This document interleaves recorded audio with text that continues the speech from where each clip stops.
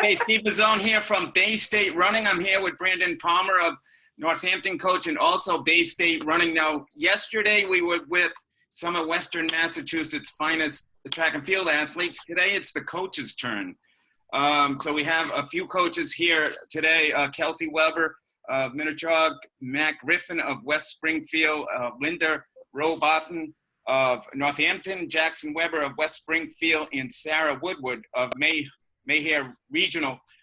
So coaches, yesterday, again, we talked to the athletes. They seem to be handling the current situation pretty well. I know track and field athletes, they're resilient people, so it didn't surprise us.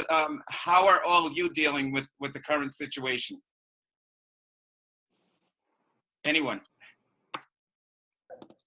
Full-time child care is a blast.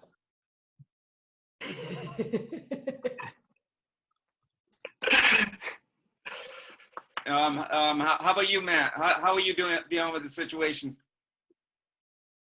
Well, I think we're just taking it day to day, whatever, we're just waiting on words basically from higher parties on when we could start, what we can do. It's good to see updates getting posted, tweeted out, MIAA, even some Mass Live reporters, helping out with that stuff. So, but it's good that we can still communicate, and hopefully athletes are doing what they're supposed to be doing right now. And Brandon, why don't you tell us a little bit about our coaches who I believe all of them have been coaches of the year at one point, actually multiple times too. Yeah, definitely. We can start things off with Kelsey Weber over at Minnetonka. She's been coaching for 10 years now over there. Kelsey was my former college teammate and school record holder at Westfield State in the pole vault. So being a pole vault specialist, and now a mother, hopefully we get to see a new pole vaulter in the next few years here. But holding it down over at Minnetonka. She also redesigned our whole schedule for our teams to have multi-meets and kind of like realigned our leagues a little bit, so that way we can kind of make sure that everything kind of has a streamlined process scheduling-wise, working with both guys and girls teams competing on the same day. Kind of been an issue out in Western Mass, but Kelsey's the one to kind of sort that one out for us all, and then we'll just have for everybody in a bylaw year to make sure that we can make those changes that are necessary. We've also got Matt Griffin from Westside. He's in coaching since I was an athlete, and he got his start over at Minnetonka as well. So they're kind of like a nice little tie in there. He was the 2007-2018 Indoor Coach of the Year, 2016 Outdoor Coach of the Year, and then the 2018-19 Indoor Coach of the Year as well. Matt's always had a great head on his shoulders work like sprinters and being a power athlete specialist. And as of lately, he's become one of the MSTCA board members. And going off of that MSTCA board member vibe, we'll go ahead and segue into Linda Robotham from Northampton, one of my favorite partners to work with. We both got our start together in Westfield, and now we've made our way over to Northampton and established ourselves as a powerhouse program there. The year 2019 Outdoor Coach of the Year. Something awesome about Linda is that she is a former Northampton alum herself, so her pride and her work with the Northampton athletes she takes very dearly. Being an MSTCA board member, she's one of the few women that sit on the panel and on the board with all the meetings, and she's also a meet director. So that would be for what would have happened today, the Dr. George Steele Relays at West Springfield, which Matt Griffin would have been the site director for. And she would have been the meet director again for the Western Mass heptathlons in June. Moving on, we've got Jackson Weber out of Westside as well, working with the boys. He's a power athlete specialist with multiple, Coach Western Mass champs. He's got the long jump under his belt. We've got a champion in triple jump, pole vault, 110 hurdles. I like this one though. He's USTF CCCA certified specialist in the sprints and the hurdles. Also in the relays and the jumps, he's a level 2 USATF coach. He's one of the most educated coaches that we have in Mass, working on the high school scene. He's also been the 2017 Outdoor Coach of the Year and 2018 Mass Live Coach of the Year. So, you know, love bringing him on because he's got a wealth of knowledge for us to work with and kind of talk around. Sarah Woodward is our last athlete that's now our last coach that is now on the screen with us now, coaching out at Mahar, was a board member. She's also an MIAA committee representative and a student advocacy member. She's the volleyball coach over at Mahar. She's got a highly decorated coaching career there. And then also being a decorated athlete from Springfield College and now a track official, and then working with our specialized para athletes as well. And our final coach that would have made the panel, maybe he'll crash on a little bit later, the Tiger King, Nick Davis from South Hadley, 2017-18 Indoor Coach of the Year. He's got a powerhouse D2 program over there, 5 years straight where he's been going, coaching national qualifiers, not just the high jump, but in the relays. He's also the head coach at Holyoke Community College in his free time, and he trains for endurance events like triathlons, half marathons, and whatever else he can kind of test his body to do. And that'll be our coaches panel today. So Linda, I want to begin with you. So like Brandon was saying, today would have been the steel relays, obviously meet that would have been a nice thing to start off the season. How difficult has it been for you with the season, not being able to see your athletes and now like the cancellation of meets after meet and potentially the season, but how are you dealing with it? It's been really hard. It's been over a decade that I've been coaching, and as far as steel relays, you know, my partner in crime right there, Matt, even this morning and even last night we were communicating, and I think it's kind of nice that Mother Nature decided to have the final word, and she actually would have probably canceled it versus what's going on in the world.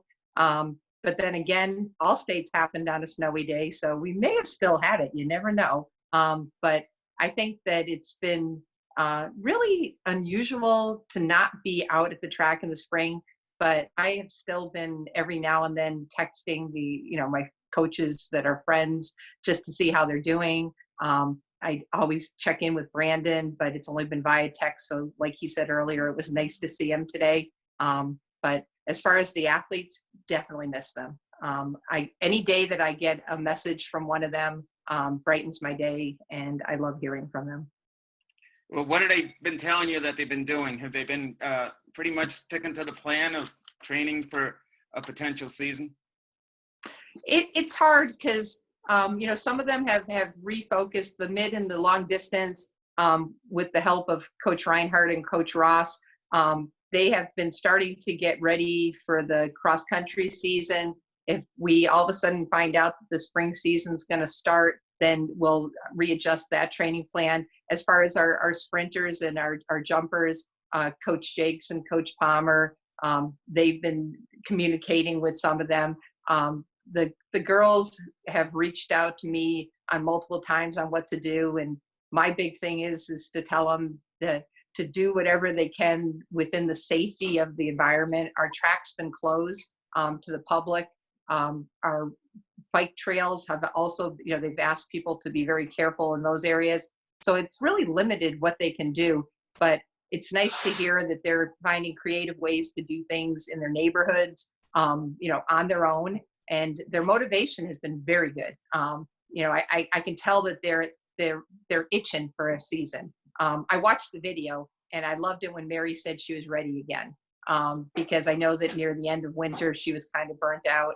And when Mary says she's ready, I know everybody else is going to follow, because that's our leader on the team. That's a great thing. And Matt, so you were going to be the site director for that meet too. How are your athletes been dealing with the current situation, and yourself as well?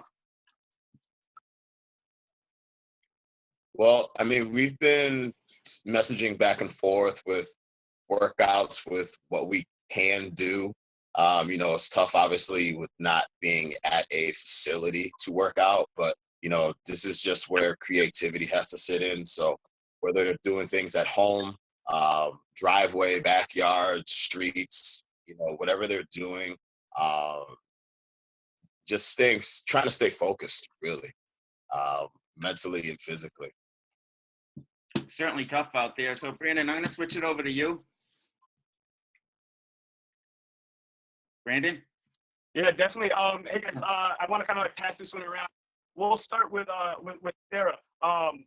What do you miss most about coaching? You say me? Oh yeah, go ahead. Sorry. What do you miss most about I coaching? just miss seeing my athletes every day, and just having them work really hard and like being able to see their hard work paying off in our meets, and getting those PRs. I think it's hard because even though I'm sending out workouts every week and, you know, sending out messages through Remind, I don't hear from a lot of my athletes. So I just, you know, I hope that they're doing what they can to get ready if we do have a season. All right, Mahar, you just heard it from Coach right there. I hope you share this with them too, Sarah, because this will keep them accountable from here on out. Now, real quick, just because you guys got a little bit more of like, you guys got a smaller school out there in Mahar. Typically at the beginning of each season, I go out there with a bunch of shoes and kind of fit through a bunch of the kids and stuff. You know, just in terms of like the size of your team and the age of your team, can you speak on that a little bit? Yeah, so we are a smaller school. We pull from 4 different towns. We have predominantly, our team is full of middle schoolers. We have a lot of middle schoolers. On the girls' side, a lot of those middle schoolers are scoring lots of points for us typically during our season. And they do really help us out when we go against, you know, schools like Mohawk or South Hadley or Southwick. We get a lot of middle schoolers and right now, and so we're just hoping that as we build on our program that those middle schoolers will stick with it and help us out even more when they get to high school. So, I mean, just kind of like touching on that middle school vibe a little bit here. You've probably coached athletes that were in 7th grade, 8th grade, 9th grade, 10th grade, 11th grade, and now seniors. That's like you're coaching 2 more years, or athletes 2 more years longer than a lot of us. Now, some of those seniors in their current state, they must be, I mean, completely, you know, feel a little bit more left out. I mean, are you in talks with any of them, and how are they feeling? Yeah, I don't have that many seniors, actually. I only have, this year I have 2 girls and 2 boys. But I have spoken with 2 of them who are definitely disappointed right now. And I know both have been talking about possibly continuing their track careers in college. So I think it's hard for them to not have the spring season to kind of demonstrate what they can do. Especially one of Cameron Riley missed our indoor season with an injury. So she hasn't even competed yet this year as a senior. So I know that she was really looking forward to the spring season. Ah, geez. Are they already accepted in schools? Where are they planning on taking their talents? I don't think Cameron's made quite a decision yet. Riley Drew's the other senior that I know. I know he's been looking at Westfield, UMass, and I'm not sure if he's actually decided yet where he is going to go next year. All right. Well, good luck there, and you know, hopefully those athletes, you know, kind of like land their spot and on a team where they can maintain a role there for them. I'm going to switch gears here real quick. Actually, Jackson, I got a question for you. What don't you miss about coaching? Jackson. That's a tough one. Days like today, when the weather is so bad that you're sitting out there freezing your butt off and just praying that nothing goes even worse. I mean, coaching is one of those kind of, it has its ups and downs, and the downs are never fun, but at the same time, it's, I don't know. I mean, there are these tough moments chasing kids down or just, you know, getting frozen or whatever else and grinding. But at points like this, you just kind of miss it anyways. Like the suck portion of it, part of what kind of gives it its charm. It's what toughens it and kind of makes track special when we have to grind through it like this. So I guess it is the weather and like the classic, oh, it's April, we're going to have a nice day. And then you wake up when you have 4 inches of snow outside because last year's Steel Days, we went to Foxborough for a snowstorm meet. It happened, but at this point, I don't think I'd still happily be coaching today, I think, right now. So, but yeah, is that the weather? Let's call that. So I guess one of the things that, I mean, me and Sarah were just having a conversation about was like those athletes that are kind of like in that spot where kind of like unsure whether or not they're going to be, you know, competing in college, or this would have been a make it or break it kind of season for them to kind of seek that recruitment. What kind of advice do you have for those athletes that may be in that situation as seniors or upcoming rising juniors right now that, you know, are seeking recruitment? Like what's your advice to those kind of athletes out there? I think the biggest thing is to keep working and to keep talking. I mean, recruiting without meets is kind of impossible except for your score sheet and time sheets. So the biggest thing you can do is reach out to those coaches or programs that you're interested in and try to communicate as intelligently and reasonably as you can. Understand that those coaches have their own issues right now, but that the more you make yourself interested and appealing to them, the better chance you have. So keep yourself in shape and be ready for anything. But I think right now it's more about communication and also just making sure you're making coaches aware that you are interested, because it's really easy for, especially like the D2, D3 athletes, to never really even know that they have a chance. So just speaking up opens a lot of doors sometimes. So just write an email, just text message, call, leave a message with the coach. Sending out your GPA, sending out your times, test scores, and then it's just, I guess, yeah, it's like a job interview, right? I mean, you're still trying to just make yourself as appealing as possible. So don't do anything stupid. Don't try to overdo it. Don't try to overplay yourself. Keep it simple and direct. Yeah, man. Well, I mean, then that's all valuable information, especially for a lot of the athletes that are hopefully watching the video. You know, that it is about establishing that contact, and it is about networking a little bit here too, because you may know an athlete that's on the team and you may get a better sense of that program. Brandon, the other thing, everybody else is just the same thing. So, you know, they're all in this together. It's not different from, you know, one athlete in Eastern Mass to one athlete in Western Mass. All the schools are closed, so they're all experiencing the same thing, and the colleges are all closed, and so they're having to change their recruitment process.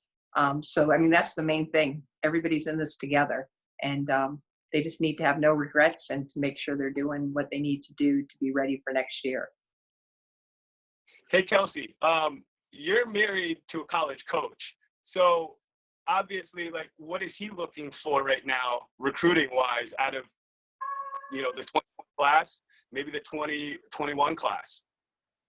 Well, I know for him, he knows pole vaulting's not really that big of a world in New England area. So, I mean, we know all the pole vaulters anyhow from just our summer programs and whatnot. So I know he already has recruits for the coming year. He already has a recruit for a pole vault that we recruited last summer before Jay even worked at WPI. We told him to go to WPI. So, I mean, he knows all the pole vaulters in the area. I mean, now next year he's going to be taking over all the jumps too. So, I mean, I feel like that's going to be where the trickier area comes in, that he doesn't know a lot of them. But I mean, honestly, if you just, I know for WPI, they don't do a whole lot of recruiting. Like they recruit their top kids, and then because it's hard to get into the school anyhow. So, but I know I have one of my athletes who got into WPI, so I'm hoping that he is going to choose to do track, but he has not decided yet. But can I just ask you, is that Mason? Is that what? Mason that decided to go? Was that Mason that decided to make that go? Yeah. Yeah, Mason. Yeah, Mason got in. He texted me like a couple weeks ago that he got in. I was very excited. Yeah, I'm excited for him. I think the last time I spoke with him was at the D3 championships when I spoke with him.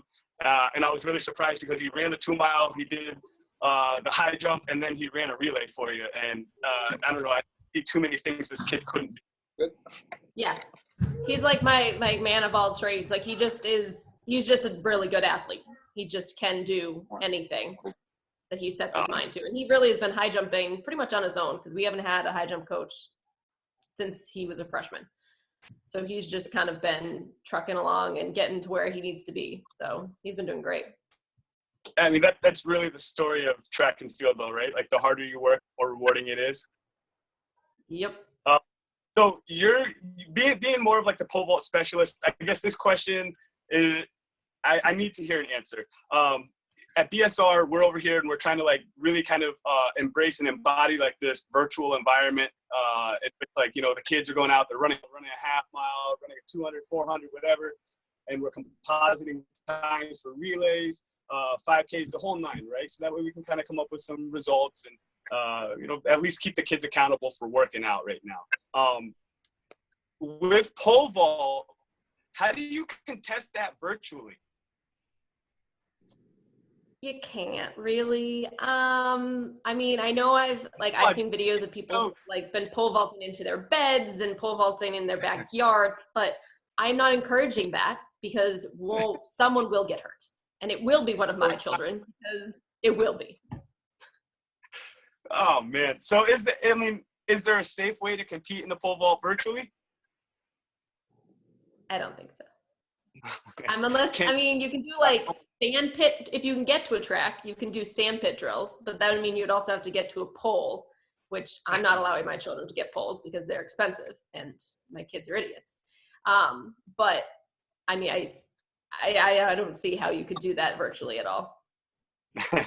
Well, I don't either. I was hoping that the creative juices would have kind of gotten flowing. I see some of the stuff online right now, and it's kind of alarming to watch people pretend that they know what they're doing. Yeah, with them doing drills with like broomsticks and stuff like that, but actual jumping, no. Yeah, I don't think it's a safe option. Griff, how do you think like a social distance track meet would look? I mean, we kind of touched on it a little bit before where you're thinking maybe run every other lane, but I mean, tell me what that scene looks like today if we had steel relays and we showed up to West Springfield. What does that look like? What does it look like? Well, looking outside right now, the weather is nice, so which makes me kind of sad. But it would be different if we tried to do something today, trying to distance everybody. I think that's the one thing as a whole, looking forward, if the season does happen, how are we going to do meets? It's different when it's a dual meet or multi-meet, but today's day with steel relays having 20, 30 teams there and the congestion all around, it would be tough. That would be something, Linda, we would have to be going back and forth for days, trying to figure out ways to make this safe for everybody, not just the competitors, but the spectators there as well, because there would be a lot of concerns from everybody. That's going to be there. I have a random question. Now, COVID-19 has obviously altered our lifestyles a lot lately, and I think it's got people to rethink their, what they're doing every day in life. Some people, taking maybe reading more or learning how to cook. I was talking to Norwell coach Chuck Martin of Bay State Running, and he said it actually got him to start running again. He's running 3 miles a day to be more healthy because of what's going on. Has it changed any of you guys during this time to start doing something, maybe that you thought you should have been doing in the first place, and now it's almost forcing you to do something like that?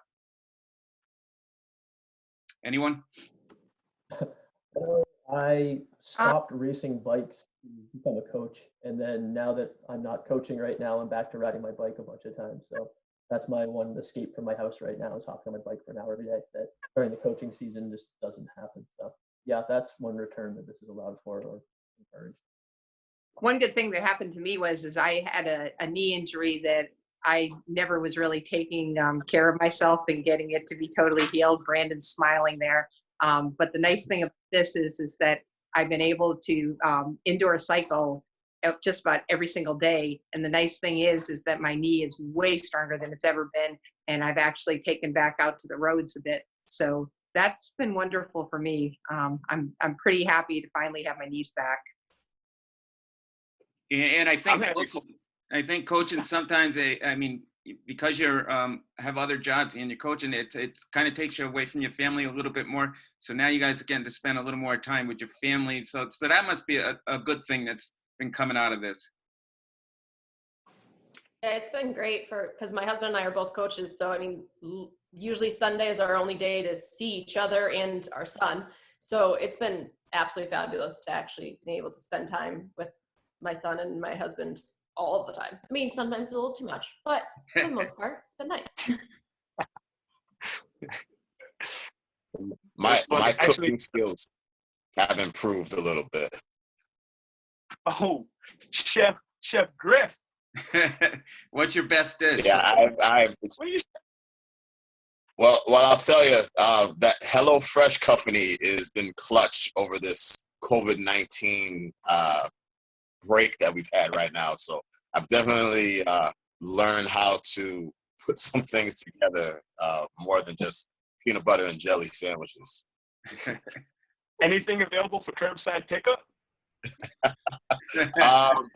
Brunch will be served in about an hour.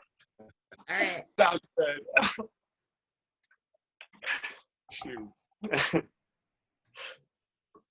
Yeah, and I just want to remind you guys, I don't know if you've noticed that we've been having these virtual meets like Brandon was telling you about, and that we are going to be having these virtual meets every week. We have one this week, the Border Wars, Rhode Island versus Massachusetts. Right now, Massachusetts is leading Rhode Island by a lot. So Sunday will be a big day. But you guys, you're more than, your athletes are more than welcome to participate in these meets, which seem to be getting a good following. I mean, I think we had 442 athletes last week, which was a big surprise.